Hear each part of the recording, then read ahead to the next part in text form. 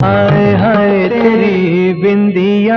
बॉलीवुड के शहंशाह अमिताभ बच्चन और शहंशाह तरन्नुम मोहम्मद रफी दोनों ही अपनी अपनी दुनिया के सुपरस्टार हैं।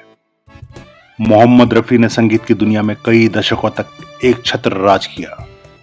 वहीं अमिताभ बच्चन भी एक्टिंग की दुनिया के शहंशाह हैं। बच्चन साहब के फैंस केवल आम लोग ही नहीं बल्कि बॉलीवुड के बड़े बड़े स्टार्स भी हैं। रफी साहब ने अमिताभ बच्चन की फिल्मों में दर्जनों यादगार गाने भी गाए हैं। तेरी रब ने बना दी जोड़ी वहां कर या ना हो, तुमसे दूर रह के माना प्यार क्या हमने पत्ता बूटा बूटा हाल हमारा जाने है। प्रेमियों आपस में प्रेम करो। खुद अमिताभ बच्चन भी रफी साहब के बहुत बड़े फैन रहे हैं।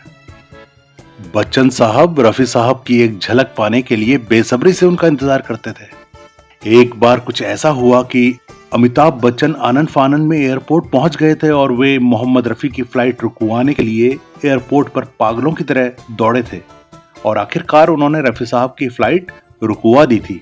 द दिल्ली टॉकीज के इस एपिसोड में आज इसी की कहानी।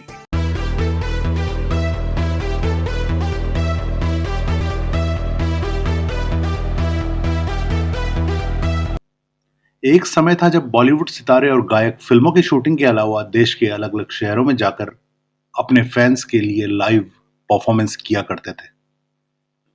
एक बार एक इंटरव्यू में अमिताभ बच्चन एक घटना को याद करते हुए बताते हैं कि वे दार्जिलिंग के पास सिलीगुड़ी में एक शो के लिए गए थे। लोग एक शो लेकर के गए सिलीगुड़ी दार्जिलिंग के पास।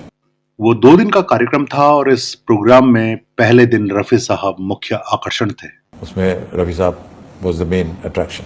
हम सभी कलाकार वहां एक साथ थे। परफॉर्मेंस के दौरान हम एक एक करके मंच पर जाते, अपना कार्यक्रम पेश करते और फिर नीचे उतराते। ये 2 दिवसीय कार्यक्रम था तो पहले दिन रफी साहब को परफॉर्म करना था और दूसरे दिन के लिए एक दूसरे गायक को आना था। पहले दिन का कार्यक्रम ठीक ठाक निपट गया। ज्यादातर पब्लिक मोहम्मद रफी को सुनने के लिए ही प्रोग्राम में आई थी, लेकिन आखिरी वक्त पर जब हमें पता चला कि दूसरे गायक जिसे दूसरे दिन के लिए आना था वो किसी कारणवश नहीं आ रहा है। अच्छा, हम डर गए। अब लगा कि शो रद्द करना पड़ेगा। ऐसे में रफी साहब की याद आई। वे ही ऐसे समय में इस सिचुएशन को संभाल सकते थे। हमने मोहम्मद रफी को रोकने का फैसला किया। रफी साहब को खोजा गया तो पता चला कि वे सुबह सुबह एयरपोर्ट के लिए निकल चुके हैं। रफी साहब जो थे वो अपनी फ्लाइट पकड़ के वापस जा रहे थे। मुझे याद है कि हम सभी हवाई अड्डे की ओर भागे। कई मील तक गाड़ी ड्राइव करने के बाद हम एयरपोर्ट पहुंचे। हमने हवाई अड्डे पर प्रवेश किया। पता चला कि रफी साहब पहले ही विमान में बैठ चुके थे। विमान उड़ान भरने के लिए तैयार था। Excuse me, ma'am. Flight 125.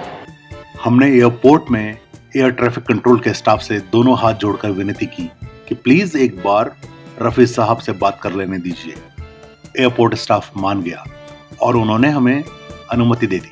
हम विमान की ओर दौड़े और रफी साहब की सीट पर पहुंचकर हमने रफी साहब से कहा, एंड वी टोल्ड रफी साहब ऐसे हो गया है।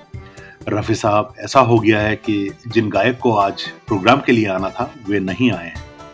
आप रुक जाएं तो बड़ी मेहरबानी होगी, नहीं तो हमारी भद पिट जाएगी और शो भी कैंसिल करना पड़ेगा।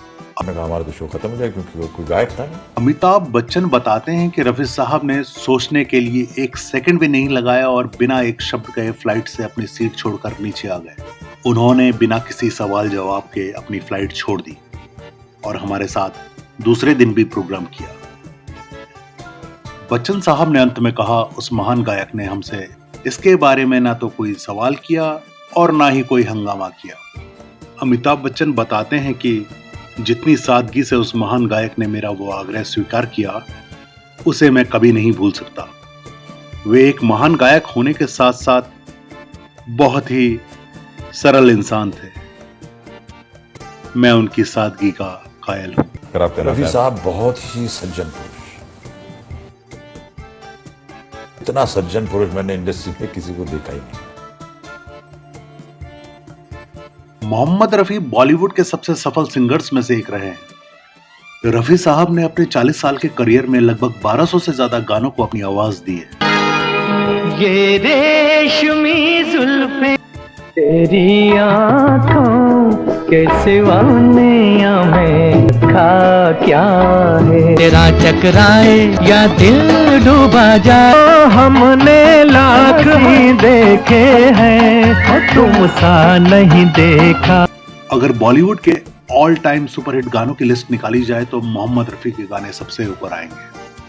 50 साल बाद भी कई गाने आज युवाओं के दिलों में उतर जाते हैं। मोहम्मद रफी बॉलीवुड के इकलौते सिंगर हैं जो 3 पीढ़ियों के फेवरेट रहे हैं। फूल बरसाओ मेरा महबूब आया है, गम उठाने के लिए मैं तो जिए जाऊंगा, मैं पुकारा और हम चले आए, देसियों से ना अखियां मिलाना। रफी साहब अपनी आवाज के साथ साथ अपनी सादगी के लिए भी जाने जाते हैं और उनकी सादगी के दीवाने सदी के महानायक अमिताभ बच्चन भी रहे हैं। अमिताभ बच्चन ने अपने कई इंटरव्यूज में कहा है कि मोहम्मद रफी ने उस दौर में ऐसे ऐसे गीत गाए हैं जिस दौर में टेक्नोलॉजी का कोई सपोर्ट नहीं था।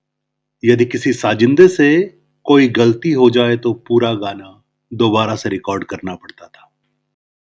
सन 1981 में आई फिल्म नसीब में अमिताभ बच्चन ने मोहम्मद रफी के साथ गाना भी गाया। मेरे भाई तेरे हाथ जोड़ता हूँ, हाथ चल। जब अमिताभ बच्चन से पूछा गया कि नसीब फिल्म में गाने की रिकॉर्डिंग के बाद रफी साहब घर पहुंचे और उन्होंने अपने घर वालों को बताया, जानते हो मैं आज अमिताभ बच्चन के साथ गाना गाकर आया हूं। ये सुनकर आपको कैसा महसूस हुआ? इस पर अमिताभ बच्चन ने गर्व से कहा, मैंने मोहम्मद रफी के साथ गाना गाया है। अमिताभ बच्चन ने मोहम्मद रफी को श्रद्धांजलि इस गाने के साथ दी। तुझ सारे बाद आया मोहम्मद रफी तो बहुत याद आया। इस गाने को मोहम्मद अजीज ने गाया था। ऐसे ही दिलचस्प फिल्मी किस्से कहानियों के लिए चैनल को सब्सक्राइब करें।